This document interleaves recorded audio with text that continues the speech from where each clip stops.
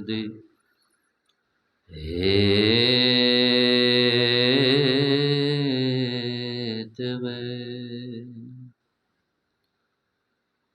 तापत्रये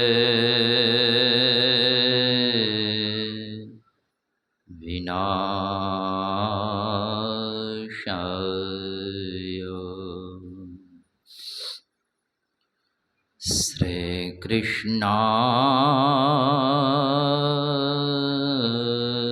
श्रीकृष्णाय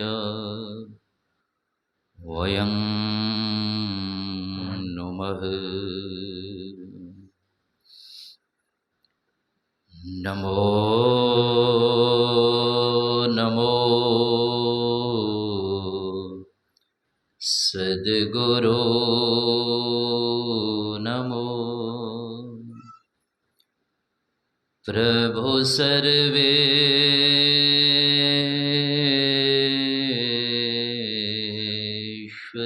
रूप राम दिवाकर रूप गुरु नाशक ब्रह्म तमको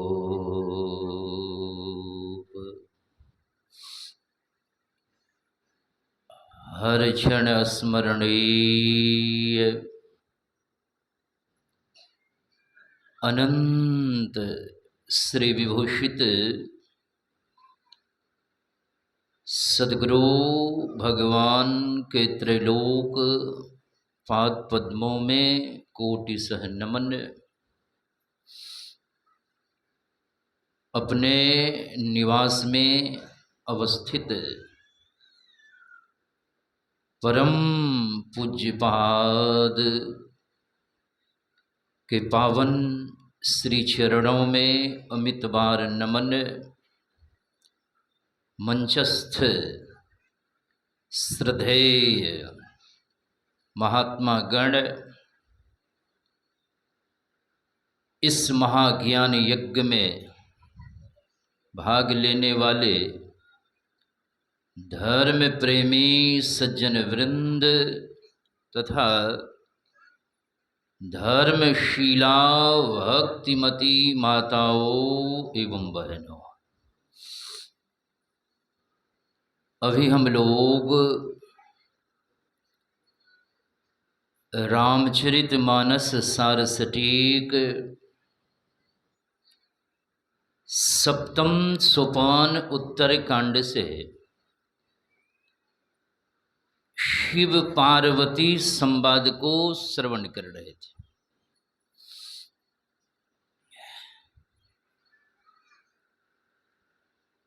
भगवान शंकर सद्गुरु है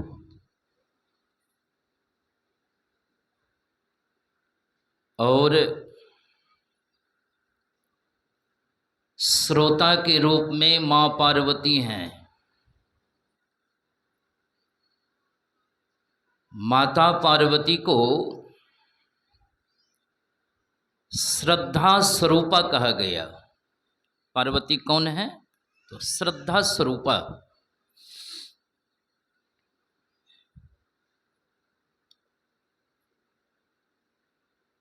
तो श्रद्धा स्वरूपा माता पार्वती हैं।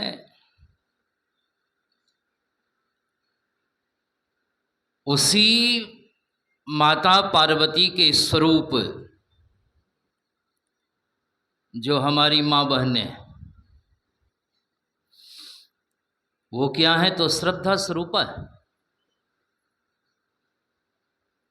पुरुष वर्ग से विशेष हमारी माँ बहनों में श्रद्धा होती है, विशेष सब कुछ में, सत्संग सुनने में भी उनकी उपस्थिति विशेष होती है, दान पुण्य परमार्थ में भी उनकी उपस्थिति विशेष होती है। कोई यदि साधु, सन्यासी, भिक्षु, भिखमंगा आते हैं कुछ मांगने के लिए, तो आज तक आप लोगों ने नहीं सुना होगा कि कोई भिखमंगा कहता है कि पिताराम मिले भिक्षा। सुने कि पिताराम मिले भिक्षा? नहीं, माता राम मिले भिक्षा। क्योंकि मां बहनों में श्रद्धा विशेष होती है, श्रद्धा स्वरूपा है। लेकिन एक बात भाई, एक विद्वान ने बड़ा ही सुंदर कहा है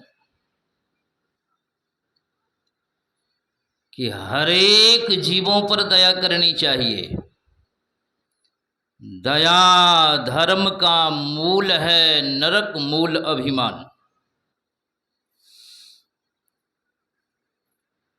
तो सब पर दया करनी चाहिए, लेकिन ख्याल रखने की जरूरत है, होश में रहने की जरूरत है कि दया कहीं ममता का रूप धारण नहीं कर ले। दया करने से, दया तो धर्म का मूल है। और धर्म क्या है? तो जो अपने जीवन में धारण करने योग्य शुभ कर्म है उसी को धर्म कहते हैं। अनेक परिभाषाएं धर्म की है, तो हर एक जीवों पर दया करनी चाहिए, लेकिन कहीं दया ममता का रूप धारण नहीं कर लें। यदि दया कहीं ममता में बदल गई तो परिणाम सारे दुखों का कारण मोह ही है, ममता ही है। उसी तरह से श्रद्धा तो होनी चाहिए, लेकिन आवश्यकता है कि श्रद्धा कहीं अंधविश्वास का रूप धारण नहीं कर लें। श्रद्धा अंधविश्वास में नहीं परिवर्तित हो जाए, परिवर्तन हो जाए। लेकिन संत सद्गुरु के दृढ़ ज्ञान के अभाव में आज श्रद्धा अंधविश्वास का रूप धारण कर लेती है। अब देखिए, मां बहनों में श्रद्धा भी विशेष है, अंधविश्वास भी विशेष है। अब अंधविश्वास क्या है? तो आगे अब दीपावली के बाद छठ पूजा होगी, छठ पूजा होगी, आ रही है। मैं पूजा पाठ का विरोध नहीं करता हूं, संत मत पूजा पाठ का विरोध नहीं करता है। यदि कोई पूजा पाठ का विरोध करता है, चाहे बाबू हो अथवा साधु हो, तो समझना चाहिए कि आज तक में उन्होंने संत मत को समझा ही नहीं।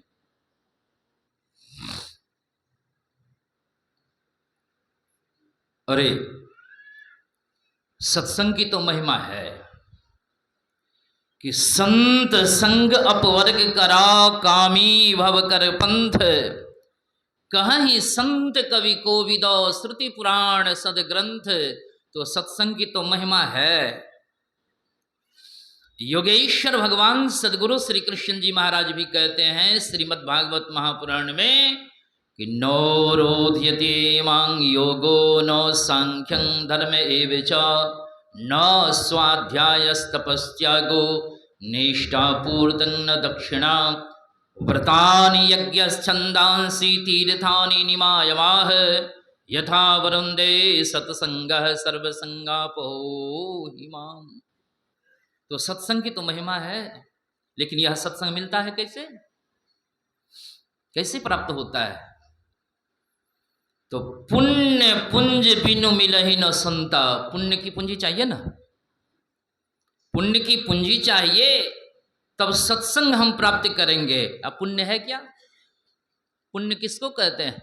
आम को पुण्य कहते हैं कि लताम को पुण्य कहते हैं कि इमली को पुण्य कहते हैं? पुण्य किसको कहते हैं?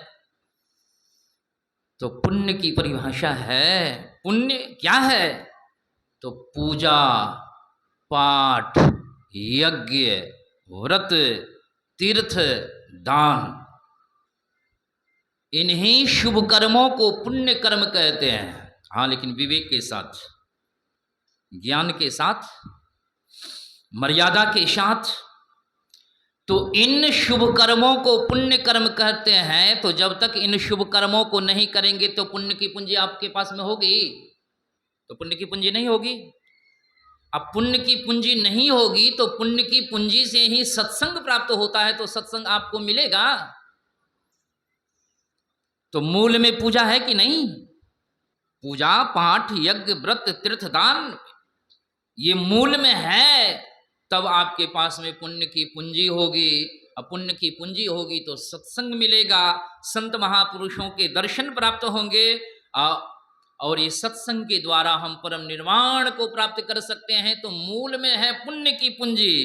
तो मैं पूजा, पाठ, यज्ञ, व्रत, तीर्थ, दान इत्यादि का विरोध नहीं करता हूं, संत मत विरोध नहीं करता है।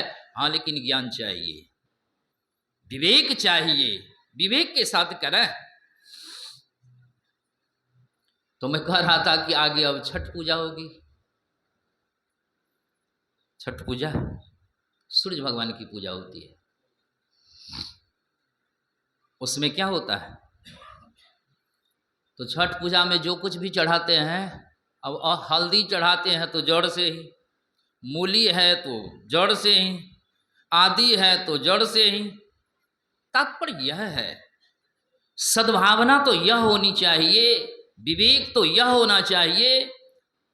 तो विवेक होगा कहाँ? जब तक सत्संग में नहीं आएंगे तब तक तो विवेक होगा नहीं।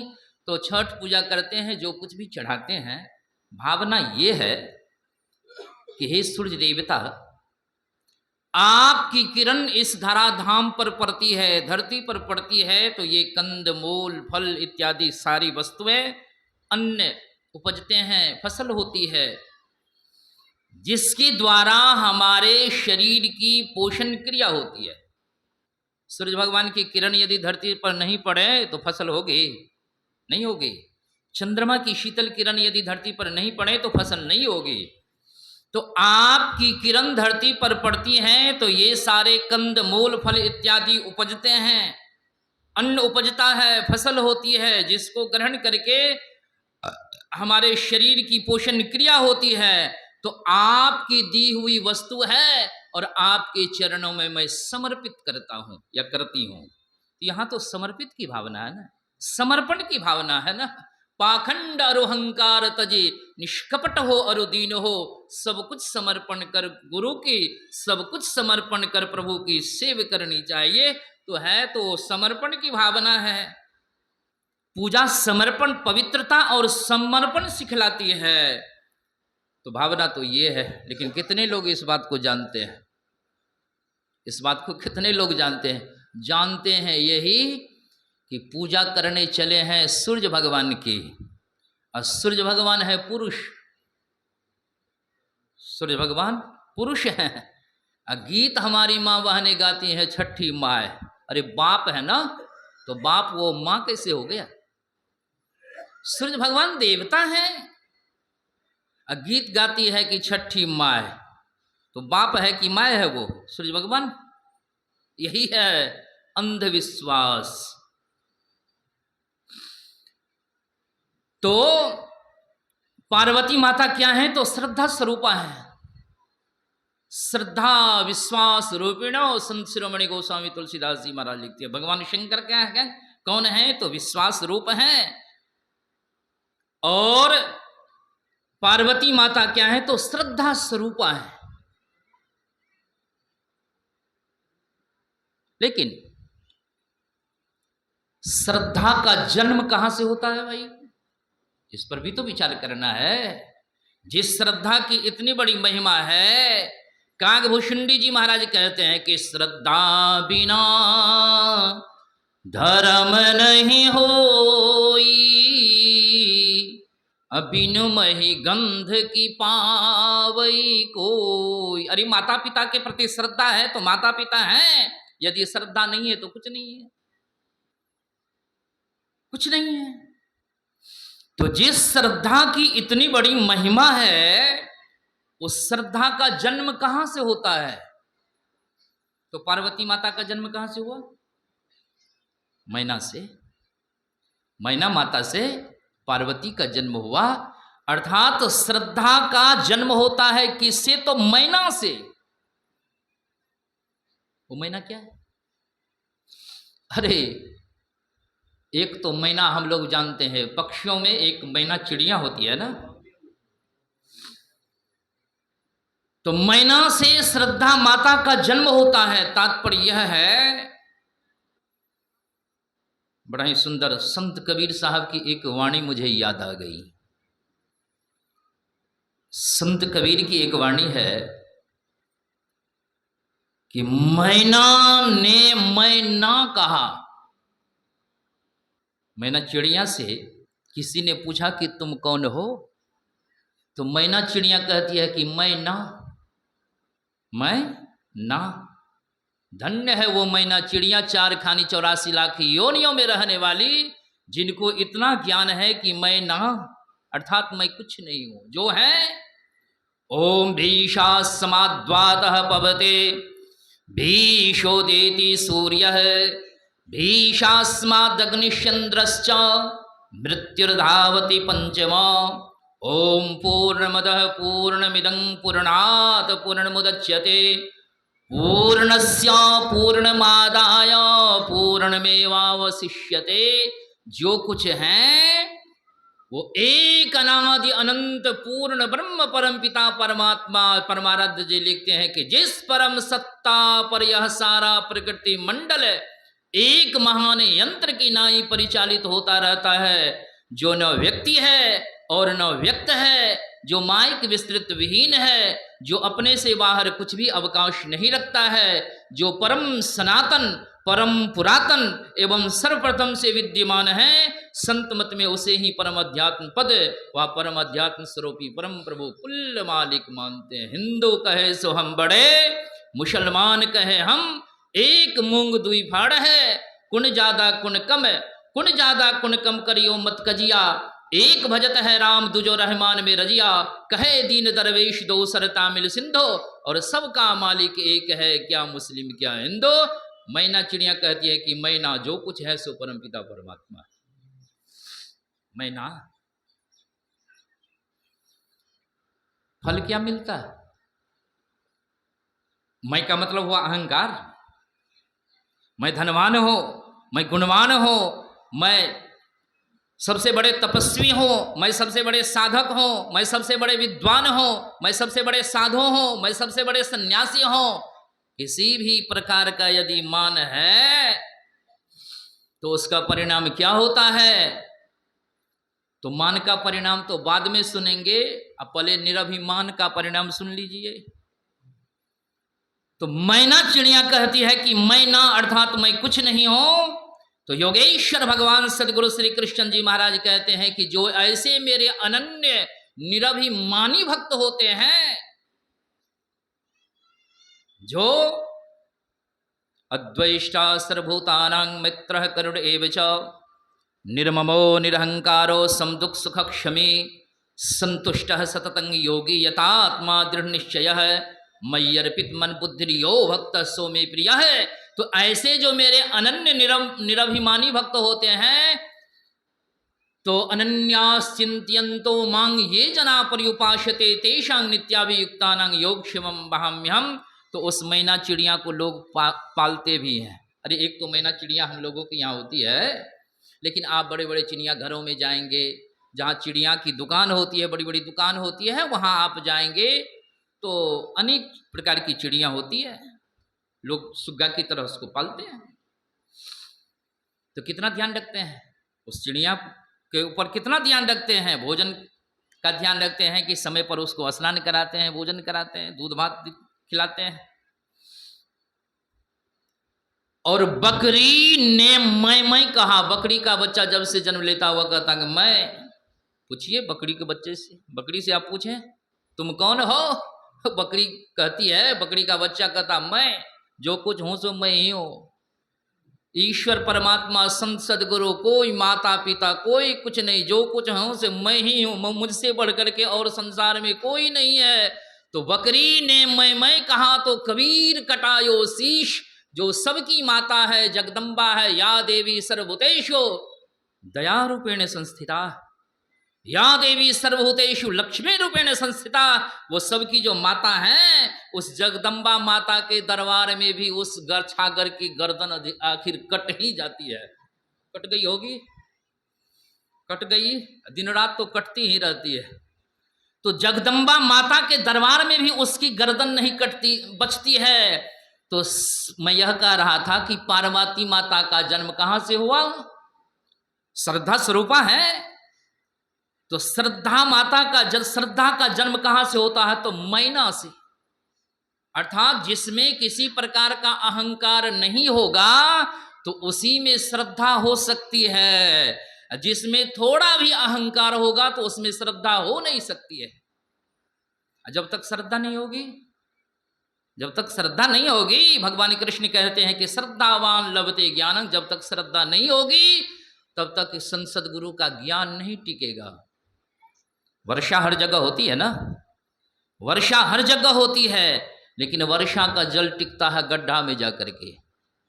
उसी तरह से संत सद्गुरु की दया तो सबके ऊपर रहती है, संत सद्गुरु की कृपा तो सबके ऊपर रहती है, लेकिन जहां श्रद्धा रूपी गहराई होगी तो संत सद्गुरु का ज्ञान रूपी जल वहीं जाकर के टिकेगा।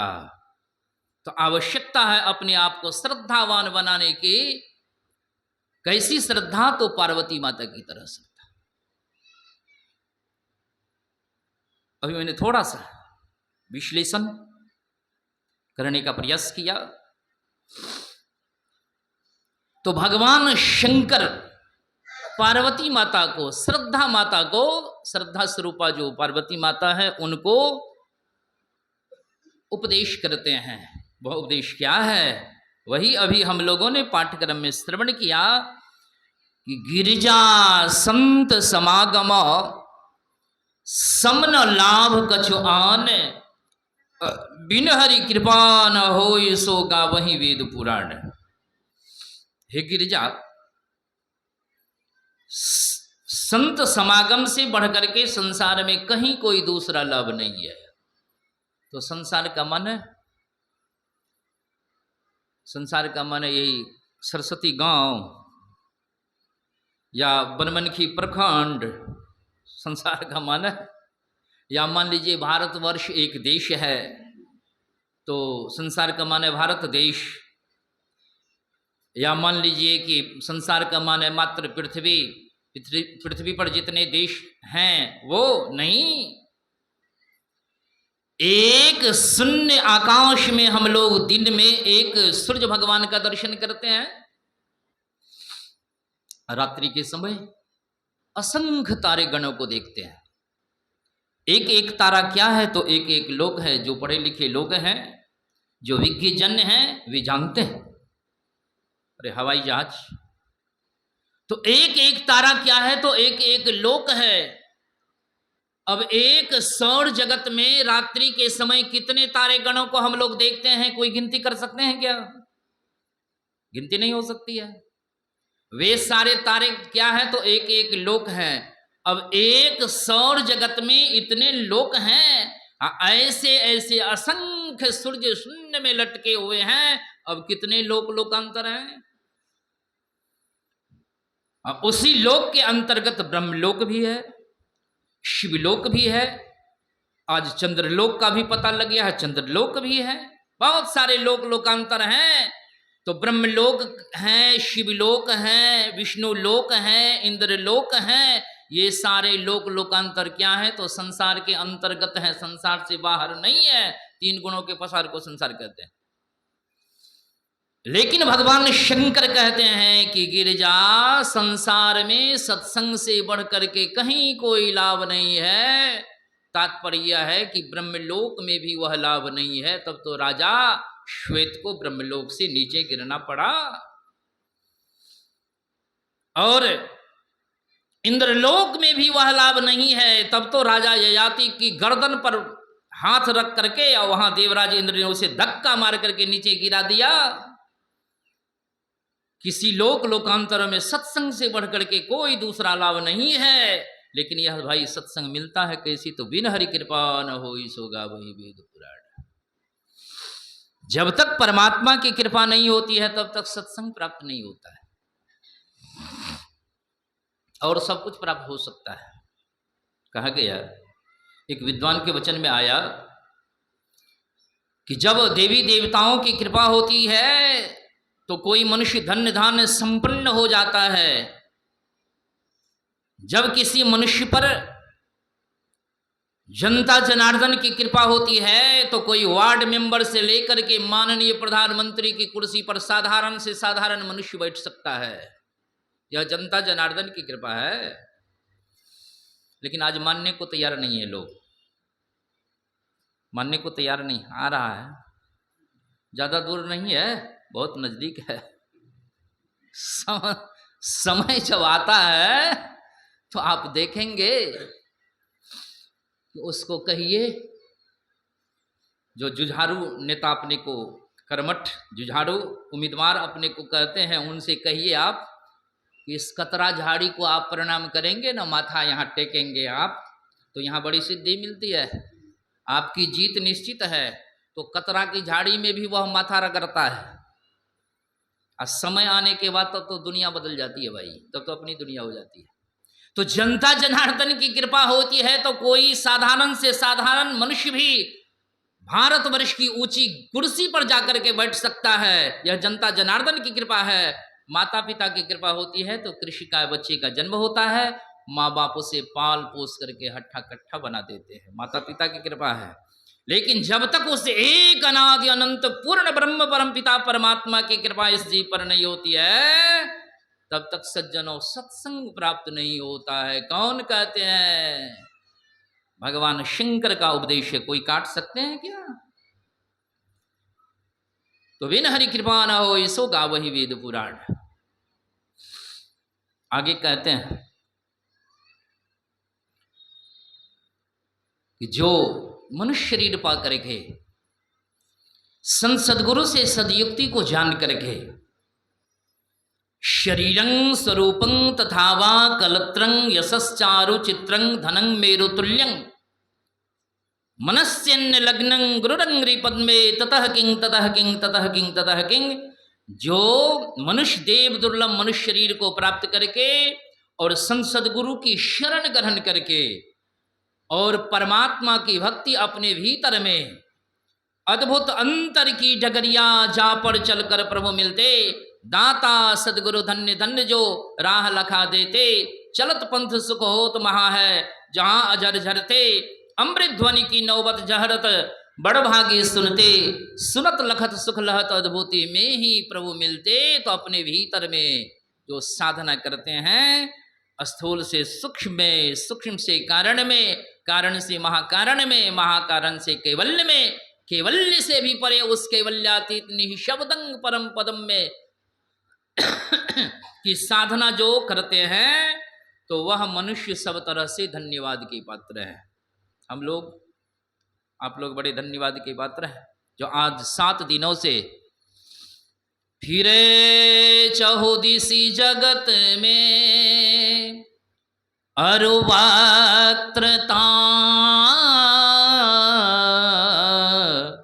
देता फिरे।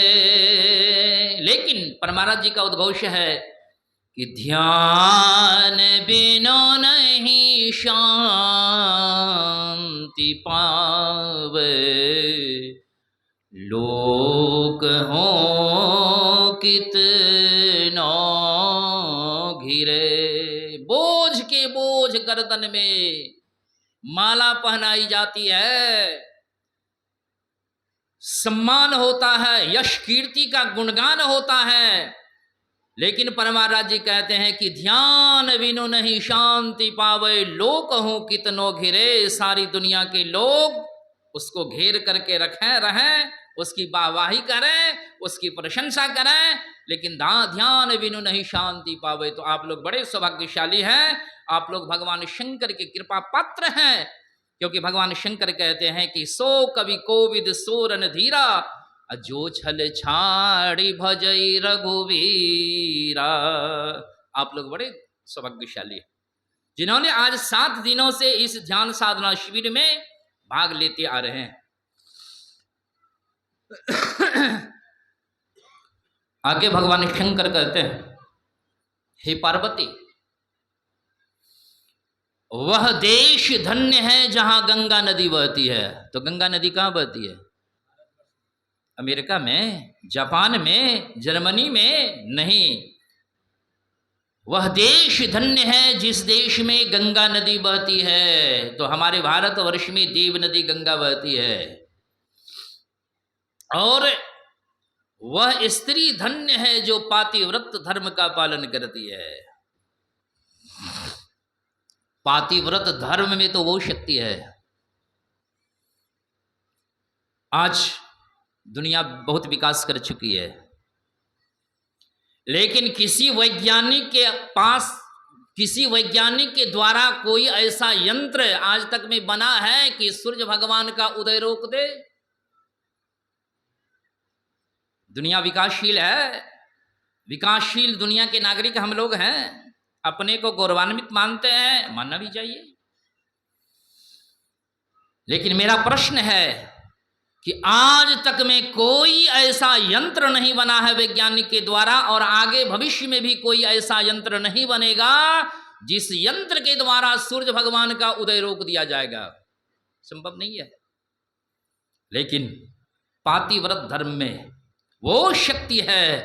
हमारी माता सांडली माता ने सूर्य भगवान का उदय रोक दिया, सूर्य भगवान का उदय रोक दिया। तात्पर्य है कि पातिव्रत धर्म की वो महिमा है कि पाति धर्म के द्वारा प्रकृति पर अधिकार प्राप्त किया जा सकता है। ये पातिव्रत धर्म की महिमा है। लेकिन सज्जनों, एक बात,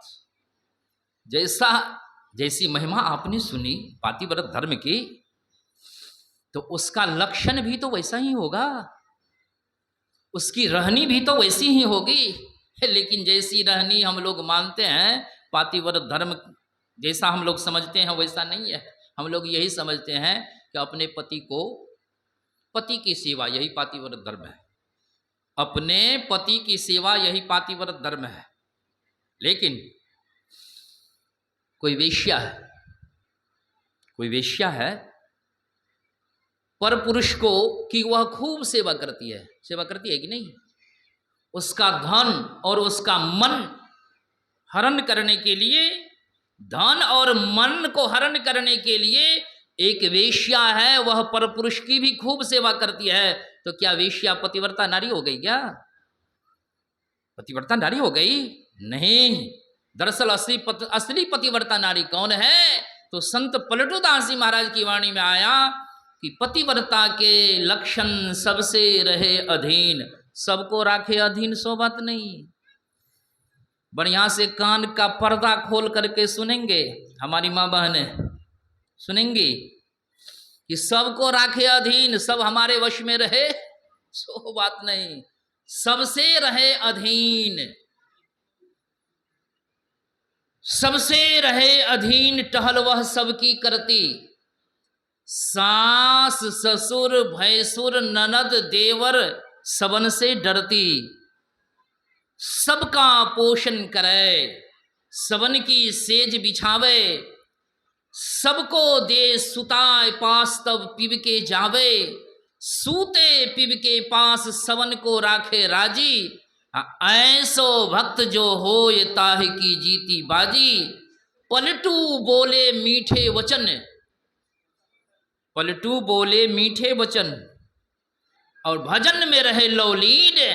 तो पतिव्रता के लक्षण सबसे रहे अधीन। भगवान शंकर कहते हैं कि पार्वती, इस दिव्य लक्षणों को जो धारण हमारी माँ बहनें करती हैं, तो वह माँ बहनें धन्यवाद के पात्र है। आगे वह धन्य धन्य है जिसकी प्रथम गति होती है। आज दुनिया में जितने अनर्थ हो रहे हैं, जितने अनर्थ हो रहे हैं, सारे अनर्थों का कारण क्या है? सारे अनर्थों का कारण है अर्थ। सारे अनर्थों का कारण है अर्थ। बड़ा ही सुंदर एक विद्वान ने कहा, आज आदमी को देख कर डर रहा है आदमी, और आदमी को मार कर घर भर रहा है आदमी। एक जमाना था जब लोग हाट बाजार जाते थे, इतनी सवारी तो नहीं थी, कोरकुट में ती जाते थे, पैदल जाते थे, साइकिल से यात्रा करते थे। तो जो हाट बाजार से भी यदि वापस होते लौटते या कौर कुटुंब संबंधियों के यहाँ से आने में यदि विलंब हो जाता, पाँव पैदल चलना पड़ता था। तो रास्ते चलते हुए जब वे चल जाते थे तो उनको कभी कभी डर होता था।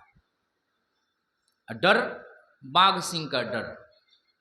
उस जमाने में बाघ सिंह का डर होता था, और लोग यही सोचते थे कि मैं तो अभी अकेला चल रहा हूं, अकेला यात्रा कर रहा हूं, यदि कोई मनुष्य मिल जाता तो मनुष्य का साथी तो कोई मनुष्य ही हो सकता है। तो कोई मनुष्य मिल जाता, किसी मनुष्य पर यदि उस समय नजर पड़ जाती थी तो हृदय का धड़कन शांत हो जाता था। अच्छा, अब एक साथी मिल गए, एक मनुष्य मिल गए, मित्र मिल गए। अभी एक ऐसा जमाना है, आप रास्ते चलते जा रहे हैं, रात आपको हो गई है, तो सदगुरु महाराज से यही प्रार्थना करते हैं, परमात्मा से यही प्रार्थना करते हैं कि हे गुरुदेव, किसी मनुष्य पर हमारी नजर नहीं पड़े, या किसी मनुष्य की नजर हमारी ऊपर नहीं पड़ जाए। तब अपने को कुशल मानते हुए चलते हैं। यदि रास्ते चलते जा रहे हैं, किसी मनुष्य की आवाज कानों तक आ गई तो धड़कन तेज हो जाता है कि अरे बाप अब की है कि नहीं, धड़कन तेज हो जाता है ना। पहले बाघ सिंह के ऊपर नजर दृष्टि पड़ती थी तो धड़कन तेज हो जाता था, अभी मनुष्य के ऊपर दृष्टि पड़ती है तो हमारी आपकी धड़कन तेज हो जाती है। कारण क्या है? तो वही बाघ सिंह आज मनुष्य के रूप में आ गया है। क्यों, किस लिए ये अनर्थ क्यों हो रहे हैं? तो एकमात्र कारण है सबके मूल में अर्थ।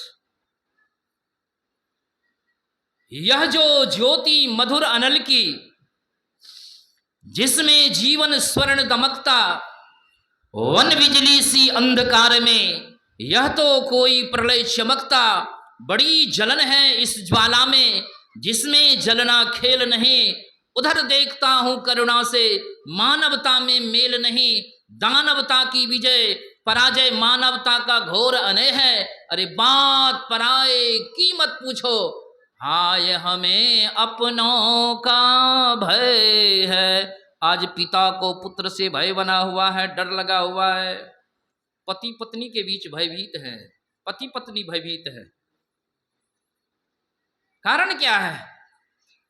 कारण क्या है? तो मूल में वही अर्थ है। अरे यहां तक देखा गया, हमारा धर्म शास्त्र साक्षी है। महर्षि दयानंद सरस्वती जी महाराज को अर्थ के कारण शिष्य ने, सेवक ने, चेला ने शीशा पीस करके और घोल करके पिला दिया गया। गवाही है, साक्षी है, हमारा इतिहास साक्षी है। प्रभु ईसा मसीह के जीवन चरित्र को आप पढ़ेंगे तो उनके शिष्य यहूदा ने 30 रुपये में बिक गए, और उन्होंने बतला दिया कि अमुक जगह पर अमुक समय में हमारे प्रभु ईसा मसीह रहते हैं। 30 रुपये में बिक गए। ये सारे अनर्थ के कारण क्या है? तो जो परमार्थ से विहीन अर्थ है, जो परमार्थ से विहीन अर्थ है, उसी अर्थ से अनर्थ होता है।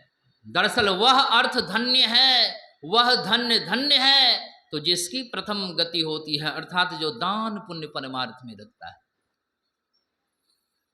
भगवान शंकर कहते हैं कि सो धन्य धन्य प्रथम गति जाके, वह धन्य धन्य है जिसकी प्रथम गति होती है, अर्थात जो दान पुण्य परमार्थ में लगता है।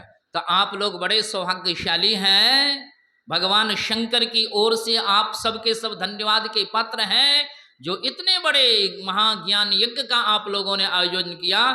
तो ये ज्ञान यज्ञ ऐसे आयोजन हो गया, इसमें अर्थ लगा कि, इसमें राशि लगेगी, तो आप लोग इसलिए बड़े धन्यवाद के पात्र हैं।